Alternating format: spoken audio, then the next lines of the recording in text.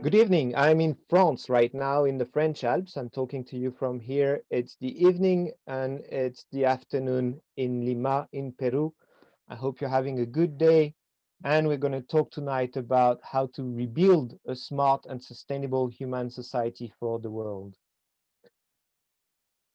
I'd like to invite you to this journey, uh, me in the French Alps, with this current situation about COVID, making everything a bit different and in Peru nowadays, crossing fingers that both crises end up well and end up finally all of us being able to live nice lives all over the world wherever we are. I'll talk a little bit about the title of this presentation, and this presentation will be about half an hour. I don't know exactly, we'll see. You'll need a pen and paper if you have, or finger and computer, tablet, whatever, to take a few notes and to do a few things. And of course, curiosity and an open mind will be very helpful.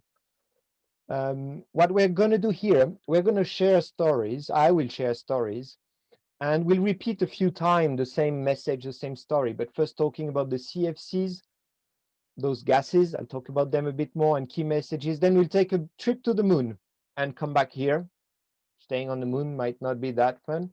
Then we'll go through a few more stories and concepts. One of the key message is that we each have roles to play to create and maintain individual and systemic changes. And you'll see that message coming back, and I'll explain a few of those elements in there. So first, who am I? You're going to listen to me for another half hour, so I'd rather say who I am. I hardly ever describe myself as a teacher, a professor. I'm a facilitator, consultant. I've been working on sustainability with those two initiatives a lot, the Earth Charter, the Natural Step. I would need to add the logo of the Sully test here.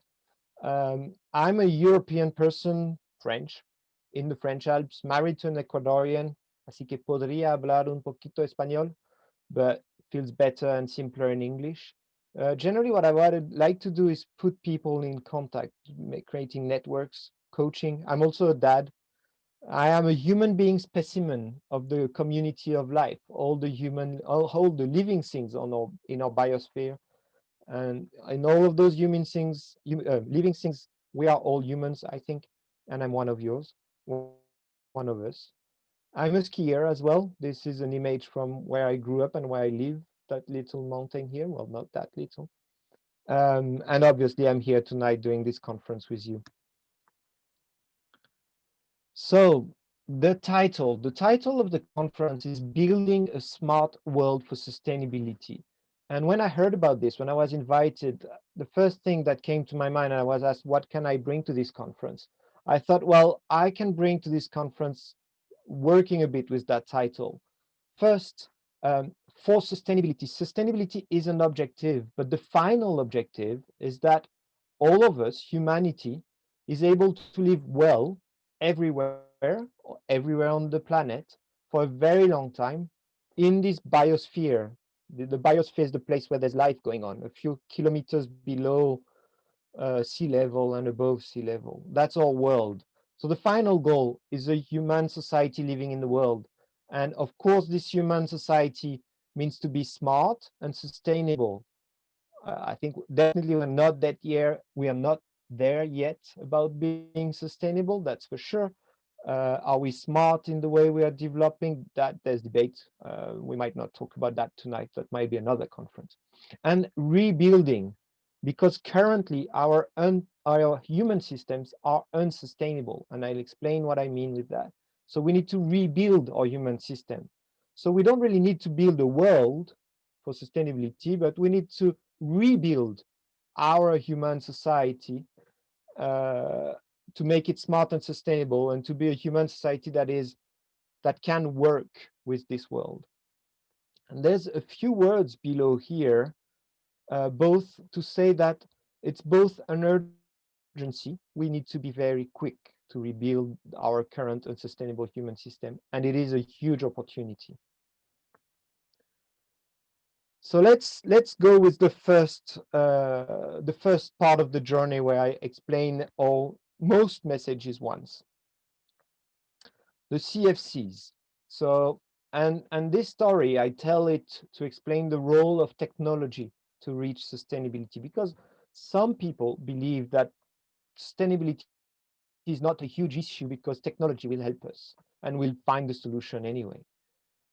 So the CFCs, you see that little woman here doing cheap sheet. Those are the little gases that did, because we don't use them anymore. Cheap sheet, and also used to be in the fridges.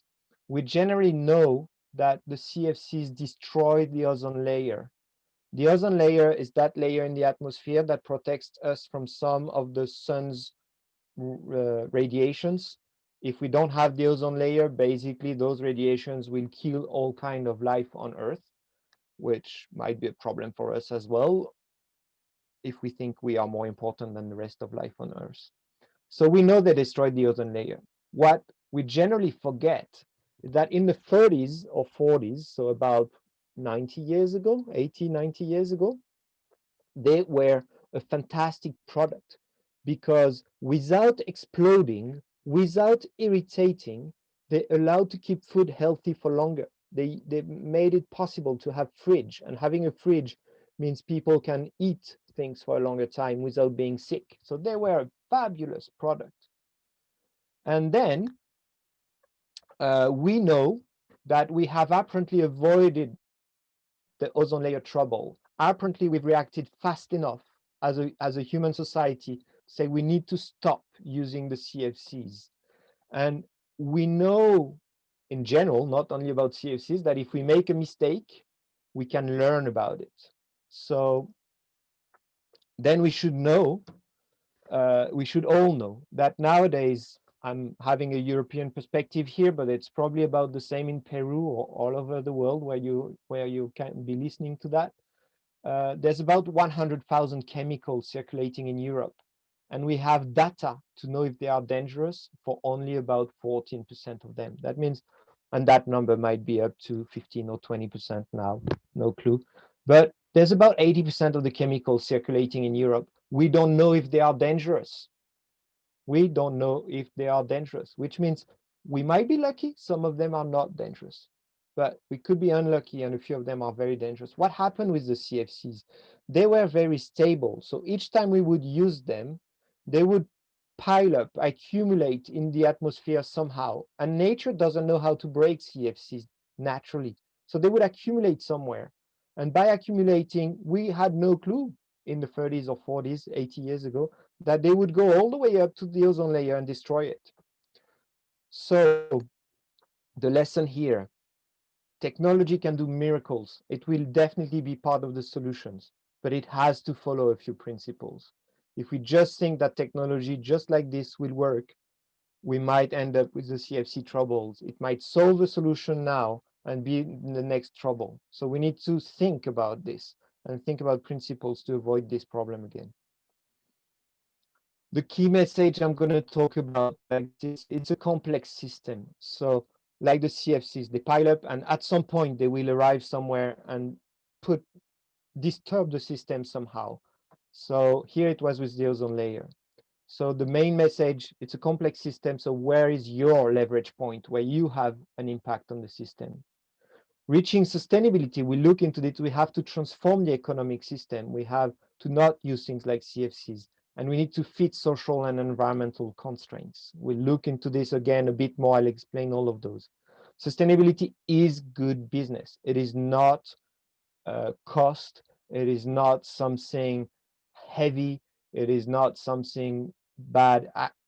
Actually, you know, in the future, there will be only sustainable businesses if we manage to shift fast enough. Anyone who's not a sustainable business will not be present in the future. It is extremely urgent to act. There are some dangerous thresholds, some things like climate change or biodiversity loss. We've done already so much um, damage on all of those things that it could become very dangerous, or it is already very dangerous, and we need to change quickly, and there is a lot of inertia. So we need to act quickly, and there are a lot of actions happening all over the world. I generally say there are two trends. All the problems we've created in the past, and some thresholds that can make them worse in the future, and all the good actions happening nowadays to change all of that. And it's like a race to who's going to be able to bend the other first before it's too late or before we've done enough. So we don't know what trend is going to win. We have a clue that we have about 10 years left to act and change the way we do answer our needs. So now it's the time to act. It's not the time to think. It's not the time to wonder if it's good or not. It's not the time to make 2 years diagnosis to see where we're at and see what actions we should do. It's time to act now. And changing the system towards sustainability means changing all the individuals and changing also all the collective structures. And it does require lots of skills: communication, facilitation, cooperation, working together, and all those skills. So I told you we would take the moon. I got to drink a bit of water before taking that trip. Hopefully you're ready to go to the moon now. I am. Go. So all together, we've been assigned a mission. We need to build a spaceship for 500 people, and we're going to travel in space and visit the moon for 1 month. This spaceship is a closed system. It has windows, and you do need to design the spaceship. What are the main characteristics? What can participants bring? How is life organized on the spaceship?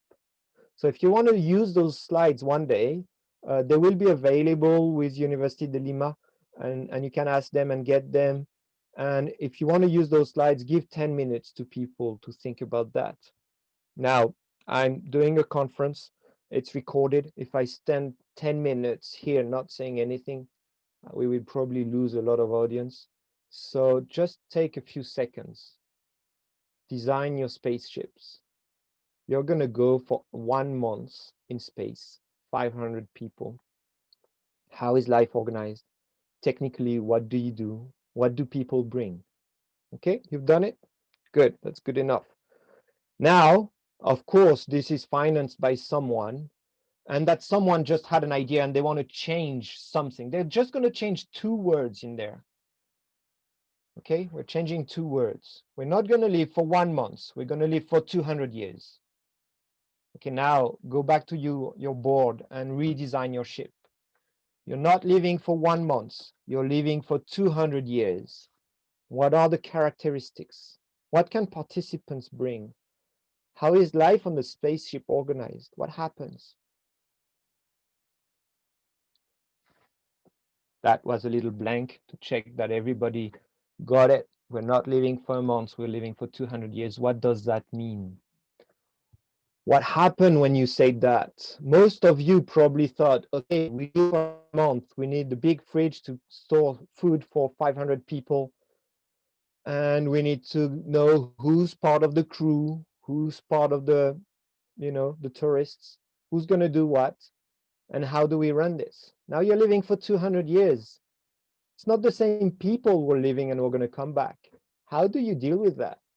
You cannot have passenger on the spaceship living for 200 years. Everybody must have a task. How do you work with that? You need to grow your food. You cannot bring food for 200 years. Basically, what happened in that exercise, you went from something where you thought, well, we have infinite resources. We can just pick up things in the fridge and we send out things out in garbage, a linear model. We'll take something, we'll use it, and we put it in the garbage, to a closed world, where nothing can be garbage, because in 200 years, if you start throwing things away, you won't have enough. You went from a linear to a cyclical model, and that's the shift we need to do to go from the current unsustainable patterns we have in our world to sustainable patterns. And if you are on the moon and look at the Earth, you can see it's dark black space around. We are on a spaceship. We are 7 billion passengers on the spaceship. Actually, there are no passengers. We are 7 billion crews on the spaceship. What can we do? Okay, now we're back on on Earth and we look at our trip to the moon and we thought, okay, is there a captain on board? Do we have all the needed information? Are we taking decisions we don't, where we see the impacts later, like with the CFCs, and we're like, oh, we didn't know. So based on this, a few people, few friends, started something called the SULI test, the Sustainability Literacy Test. The idea is to say that everybody going to a university or anywhere in the world, any education before, during university time or later, we must ensure that everybody, leaders, actors, followers, everybody is fully aware that of what is needed and the transitions. We need to integrate all those elements in professional practices, all of us, whatever our job. There's not one sustainability person who's going to fix all of that. It's everybody here. We are on spaceship Earth. We are all crews. We all need to work. So we call sustainability literacy knowledge, skills, and mindset that help compel an individual to become deeply committed to building a sustainable future and to allow him or her to make informed and effective decisions to this end. We tried to think about how do we organize all the information around sustainability, and we realized that we had this approach from the moon down to the individual. So if you look at the Earth from the moon, you will see the Earth, planet Earth, ecosystems, and humanity. And all of those need to be sustainable. How do they work? And where are we at from an ecological and social perspective? Then, if you zoom in a bit more, you will see global and local human constructed systems. They are all here to answer people's needs. Those are the economic systems, the governance, the education, how we deal with water, energy, and food. All of those human constructed systems answer people's needs. Then, because we know where we're at and we know we need to change quickly, we are aware that we need to do transitions towards sustainability. I'll explain later why I say transitions with an S. And we have a lot of examples, a lot of concepts, a lot of initiatives, and we also have to know how change happens to make those transitions very efficient. And then we realize, we zoom in again, we started from the moon, we zoom in again, and we realize that each individual have a role to play to create and maintain individual changes. Each of us, we have to change the way we work. If I'm a bit green on that screen, it's because my computer is 11 years old. I changed its hard drive because it was really getting slow. But the camera is 11 years old. I think I will need to change the computer soon, to be honest. The camera is dying soonish. But I managed to use it for 11 years and I use it a lot because buying a new computer or buying anything that I don't really need is a pattern of consumption that we need to be careful about. So sorry for the green screen, it's for a reason. We also need systemic change. We need to change the whole system. So the SULI test has 30 subjects. There's 15 on knowledge, I just mentioned them.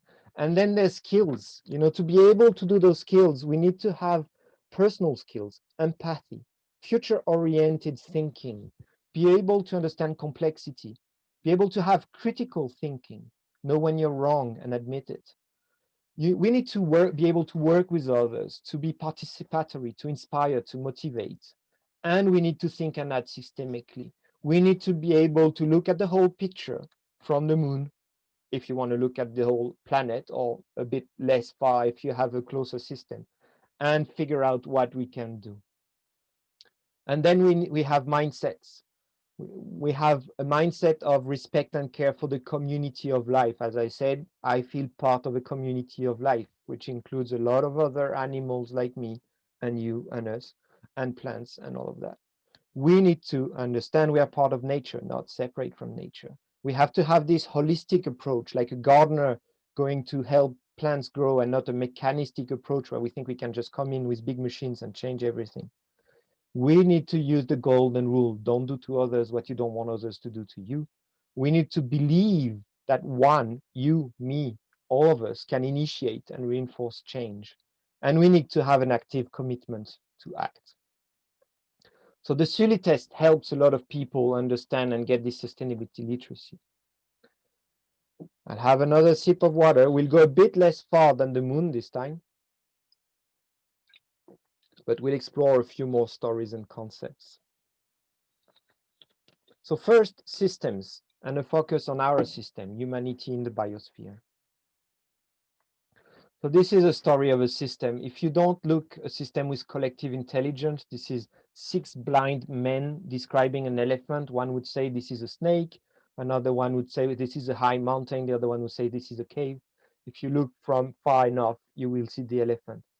Same if you have only one person, you think you understand the system in one way, but there could be other ways of looking at a system. A system, I love this ancient Sufi saying, you think because you understand one, you must understand two, because one and one make two, but you must also understand and. A system is about the relationships, about the links between all the things, all the parts of the system. Companies, families, atoms, all of that as system. Human beings, you are a system as a person, and your family is a system, and your country is a system. Some work better than others depending on when it is. The world is a system. We're surrounded by system, and we know how to navigate system intuitively. We discovered how to learn a language without having a language to explain that we are in the process of learning a language. That was when we were a few months old. So we are very good at understanding systems individually, naturally. A quick exercise about systems, just a fun one. Please do it with me. Point your finger up like this, point to the ceiling and look at it. And if you remember old watches, they turn clockwise. So turn your finger clockwise and look up and keep turning, keep turning, keep turning, and slowly start going down. Your finger keeps pointing up and turning, and you start going down until your finger is more or less at the level of your belly button. And now you look at your finger, and you might notice it's turning in the other direction. So again, clockwise, you turn, you go down slowly, and you look down there and it's turning in the other direction. What happened? Okay, now that's when everybody answers and tells me what happened and stuff. Some people tell me when I play that game, you tricked me. There's a trick. What happened? Some other people try to move their finger around and see what happens and then obviously a few people and many people say, well, we changed perspective on the system. We were looking at the finger from the bottom, and then we were looking at the finger from the top. Two people looking at the same system might see different things. That's why we need collective intelligence and many people. We need several perspectives on the system. And all perspectives can be different and all can be valid. Not all perspectives will be valid. If someone says, hey, you had two fingers moving, it's like, you drank too much or something. But we need all those perspectives. And obviously what we see depends on where we see it from. So changing perspective mentally, physically, open up new fields, new discoveries, new possibilities. Our system, I'll just use one indicator to show where we are. It's the Earth overshoot day. That's when we start consuming more than we have. So the Earth, we have one Earth. Everybody is aware of that, I think. And the Earth produces a lot of things, fortunately, and we use today 1.6 Earth. This is possible because we are using things from the fridge or from the bank account. It's like if your grandmother did give you money in a bank account, and every month you can use 1,000, but you earn 1,000, but you actually use 1.5 or 1.6 in this case, but you have 10,000 in the bank, and then make the math and you'll discover how long you can do. Well, same thing here. We're using things that are non-renewable, petroleum and all those things, and we're exhausting the resources of the earth. So from, I think it's the 20, somewhere in July or August, somewhere it's here, see, from the end of July in 2018, from the end of July, we are starting using the rest. Here you see 2020, it went up. That's COVID. So we need to be quick because we cannot do that for longer. Grandmother's money cannot last forever. We will be in trouble if we don't change fast. So How possible is it to transform our current system? And that's a very important thing to know. It is possible. It's actually very nice to do. This guy in Japan was cultivating rice, and there's a link between rice and duck. He was cultivating rice and he was putting bags of chemicals in his rice fields and realized that he would eat the rice later, and he said, I can't do that. And then he saw old pictures and saw that ducks were in the rice field pictures. And he said, I have no ducks. Of course, the ducks would die with all the chemicals he would put in the field. And he tried. And he realized that the ducks were eating all the bad herbs and letting the rice quiet. And the ducks were moving in the water, so bringing more oxygen. So the plants were growing faster. And obviously, the ducks were eating things and pooing, so giving food for the plants to grow faster. So he realized he had a better productivity than his neighbors. He had organic products, he could sell more, he could eat ducks, and 75,000 farms followed his method. So it is possible to go from all chemical to zero chemical. Of course, the duck solution won't work for every businesses, but every businesses, every system, every value chain has to find their own ducks. I call sustainability getting out of the funnel. That graph is a simplified metaphor saying this is the earth, like the ecological footprint, sorry, with we use one earth to use 1.6 earth. And this is something that measures happiness. And they've measured it in many ways. And this is, we have more and more money and we are more and more happy. And they realize that at the beginning, you need money to be happy, because if you don't have enough to buy food, you can't be happy. But after a little bit, with more money, you don't necessarily grow more happy. And there's a lot of trends like this that show that we are in a funnel with a growing demands and less clean resources. And sustainability is the fact that there are less and less actions. A non-sustainable society is not that there are many impacts like climate change and biodiversity. It's that we have made errors in how we created our system that make things to worsen systematically. So sustainability is getting out of the funnel, and we need to change the way we do things to change those walls and get out of the funnel. A lot of people would say sustainability is this triple bottom line of economy, social, and environment. I don't like this because, as someone who looked into the successful habits of visionary companies, profit is like oxygen.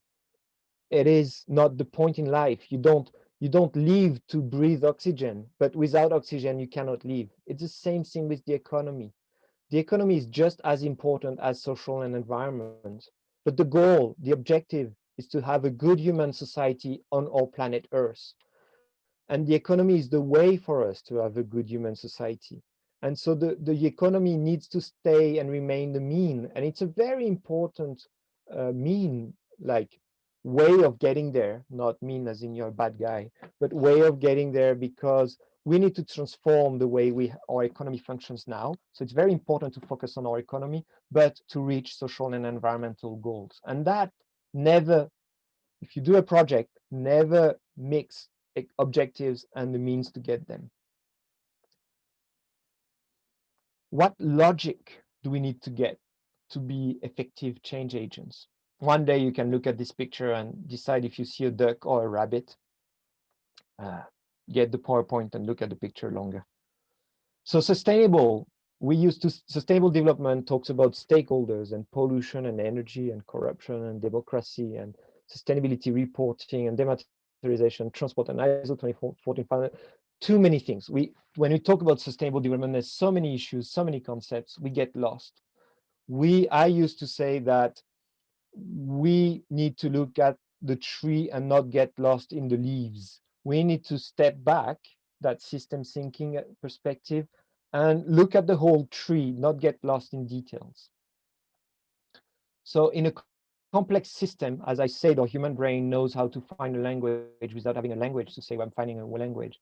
Our human brain is able to drive home most of the time without accidents. But our human brain knows how to deal with complex systems, but sometimes as a group, we lose that.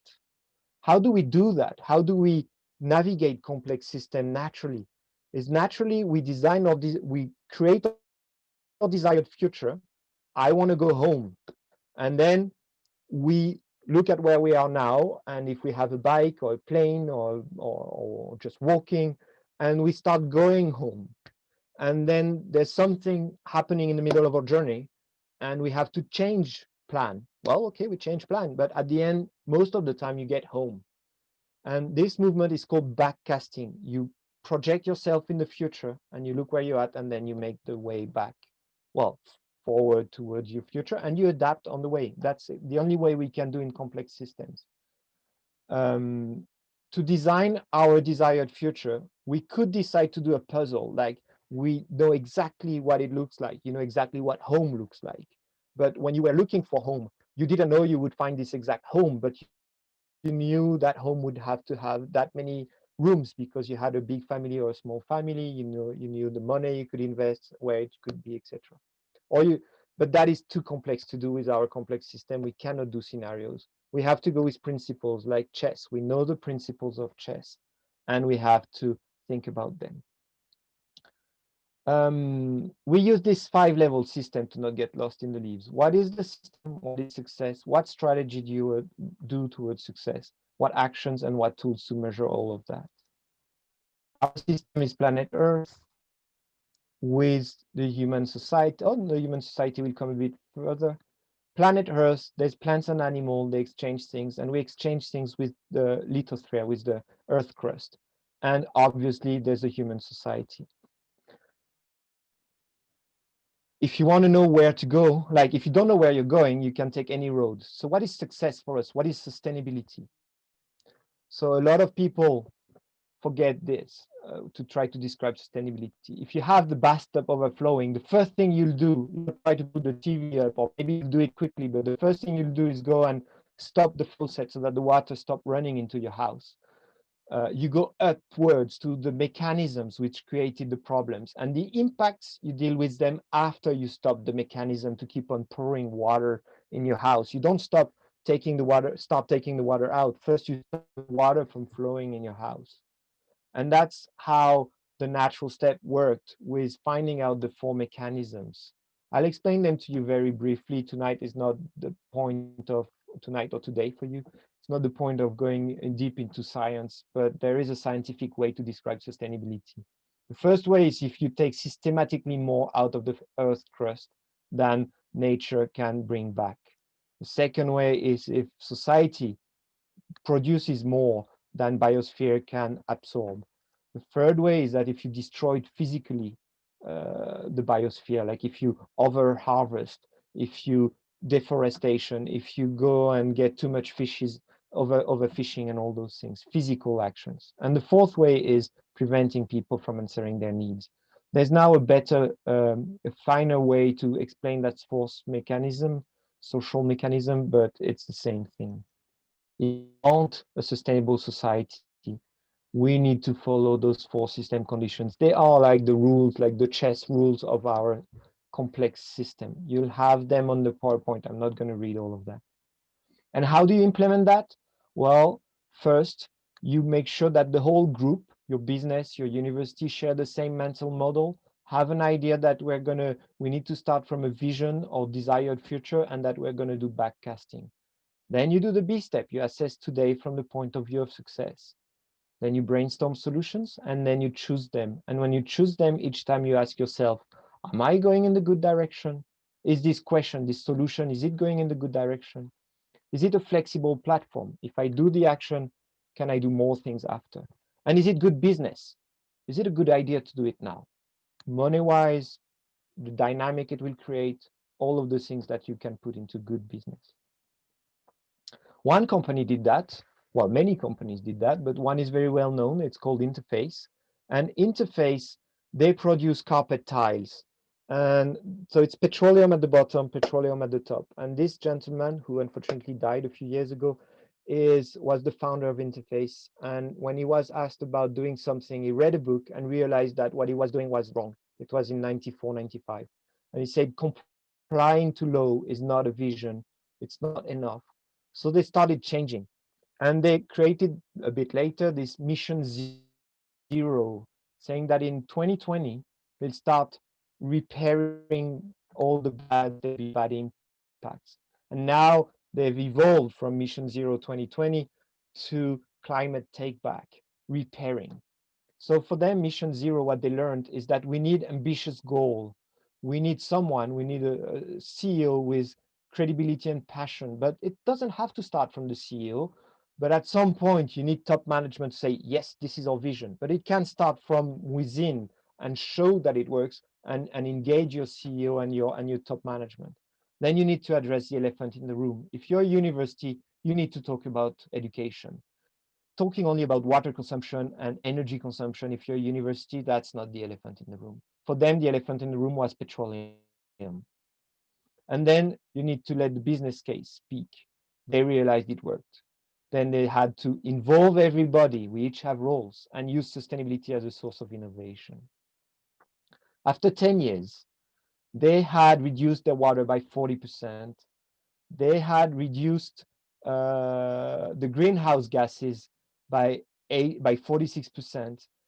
They had reduced energy by 31%, and they have saved 231 million US dollar in waste.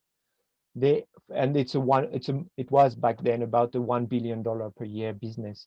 They had saved money. All the money they saved, they could reinvest in doing all the innovation they needed to transform their company. One example, they do carpet tiles, and they ask the designer, okay, if we change a red carpet tiles that has been used, and then you put a new one, you will see the new one. How does forest do? Because if you take leaves from the forest, you move them, well, then it looks the same. Well, the forest has chaos. So just create carpet tiles with chaos. They have similar colors, but not the same, and similar patterns, but not the same. That is called biomimicry. You go in nature to find inspiration. They send their designer, and they send their designer in nature to look at what were the principles nature was using, not come back with the drawings of leaves, but how can we understand how nature is doing beautiful forest floors, and how can we make them in our businesses. You can see a beautiful talk by Ray Anderson where he will explain that the impact is the population times affluence type technology, and we explain how he wants to put a new technology, T2, find new technology, put it in the denominator. So if technology increases, the impact will decrease. And he also says about the A, the affluence, the richer you are, the more impact you will have. He said, what if we make A a lowercase a, which means affluence is not an objective. The objective is happiness. And then what if then this happiness, we make it work? What if we can create this new equation where the T is at the bottom and the A is a mean to an end, not the end in itself? Reframe civilization. It's a 20 minutes TED talk. It's absolutely fabulous. And it's a businessman. It's not an NGO person saying we need to save the birds and the trees, which we need to do too. A few tricks on how to change. If you have someone in front of you and you want to inspire that person to change, first you have to understand yourself. Then you have to understand the other and the influence of context. You have to understand how change happens, and then you have to design an approach, and you have to think system to put all those elements together. You have to be aware why people change. In this study, they told a group of houses, please turn off your how do you say that, air conditioning. You're going to save money. Another group of houses, please turn off your air conditioning. You're going to save the planet. Another group of houses, please turn off your air conditioning to be a good citizen, because if not, we'll have too much energy used and we'll have breakdowns in energy. None of those things work well. But the other group of houses, they said, turn off your air conditioning. Your neighbors did it, and this worked. We usually do new things because the neighbors do it. So use this, create momentum with the people around you. There are many objections to sustainable development. Some say we cannot afford. It's true. It's not true, sorry. Unsustainability cannot be afforded. Having the funnel closing cannot be afforded. We cannot afford sustainability now. Well, the good business in ABCD, it's good business. You'll do action that are only good business. So yes, of course you can. We cannot afford going all the way. Well, we have to. It's 100% renewable. We cannot keep some non-renewable things, and we have to be sustainable. We cannot go all the way fast enough alone, and that is true. We need cross-sector cooperation. We need people to work together. Being first class on Titanic, you're still on Titanic. We are in different parts of the world. You know, here in this drawing, this group on the right bottom is the group of countries in the world who have a very low impact on the planet, but they don't fulfill their needs. They don't have an education system. They don't have health. They have hunger. This group of countries, they have a huge impact on the planet, and they can't continue like this, but they answer social needs. So obviously we need to go there. And that's why I said we need transitions. We can't afford all those countries to follow the same path of development that some other countries do. So we need those guys who started to do that to go here and go over there to finally reach this. Some countries need to do that sustainable development, that transition. Others need to do that. Others need to do that. We all have our road towards this space where we can all live well and forever. I hope you'll find your own place. I would like to thank you a lot. Gracias, muchas gracias for listening to me. And I leave you with that question. If not now, when? If not here, where? And if not you and I, who? You have my email address. If you need to contact me, you know how to get in touch with the organizers of the conference. They'll have this PowerPoint. I hope you enjoyed it. And more than that, I hope you've been already acting for a while, but acting more, doing better, and doing with others, and include others and bring others with you. We can make it. It's definitely possible. We just don't know if we'll act fast enough. So stop thinking, start acting. No, think a bit, act, do. It's very tough to end a conference when you're alone in front of a computer. So I'll just say thank you one more time and I'll stop here. Hope to see you soon. Thank you.